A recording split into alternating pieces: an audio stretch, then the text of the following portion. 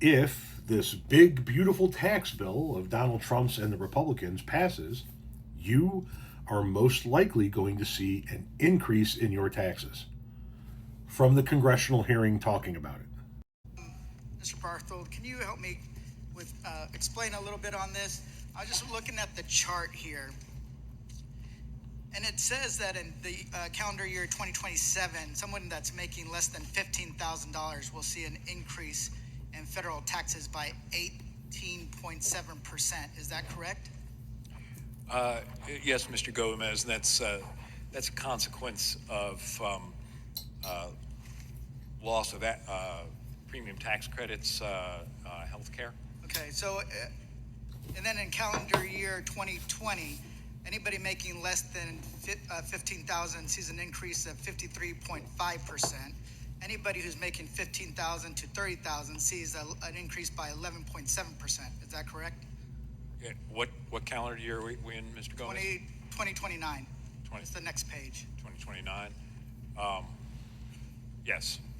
And then we see the next page in 2031.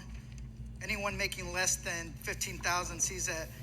Check this out. I thought this was a mistake. I thought I was not reading this correctly. An increase in their taxes of 74.3%. And from 15,000 to 30,000 of 20.6%. Is that correct? Or is that, did you guys make a mistake, or is that like? No mistake in the numbers, but an important thing to remember is in lower brackets, it's actually hard to measure the denominator because there are some taxpayers that are getting refundable tax credits, for example, and so there's some with negative tax rates. And so you're adding up some with negative tax rates and positive tax rates, so it's like dividing a modest change over by zero. Well, here's the thing. This is what your own tax brackets suggest. And one of the things that we have my Republican colleagues over here saying, hey, we're not doing tax on tips, which we know is actually pretty limited. Oh, we're not going to do X, Y, and Z, but we're screwing over people who are making less than $30,000 a year. And what I actually find offensive is because my parents never made more than $38,000 a year in their entire lifetime after working 4 to 6 jobs a week to make ends meet, right? And then we have Donald Trump and his chaotic, reckless tariff policy that is creating so much uncertainty that it's driving up the cost of living in this country. At first, it was $4,900 a year. Then it became $3,800 a year.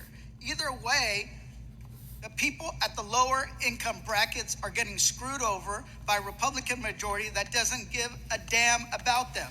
Then on top of that, we know this, the people that are under $30,000 a year are most likely to be on Medicaid, most likely to live in rural areas, more likely to be in urban areas that are the working poor.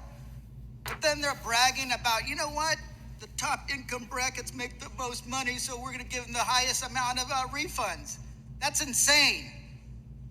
And they have no shame about it. You have no shame when it comes to hurting working men and women in this country. You know, I'm somebody that was supposed to not go to college. I ended up working at Subway and Target. I would make $700 a week working not 9 to 5, but 5 in the afternoon to 9 the next day. I had zero health care. And to me, you would tell somebody in my place, you know what? We're helping you out, just giving you a little bit. But the billionaires are the ones that make the most money and deserve the most help. That's your logic. But I like to quote one billionaire when it comes to Warren Buffett that says that a lot of people shouldn't be punished because it wasn't determined on what they did. It was the happenstance of their birth. But you all want to tout a tax plan that increases taxes on people making under $30,000 a year, the folks that are struggling, and then cutting their Medicaid on top of that, but yet you want people to have more babies. That's the most insulting thing I've ever heard in my life. With that, I yield back. And when you look at all of those tax brackets across the board, you'll see that actually everybody making under $360,000 a year is going to see a tax increase under the new Republican tax plan. The new Republican tax plan is geared towards one group of people and one group of people only. People that make a damn good living. $360,000 a year or more. Those are the people that are going to get a tax break. And like that man said, on top of that, you want to take those poor people whose taxes you're increasing, take away their ability to have health care, and tell them they got to keep cranking out more babies.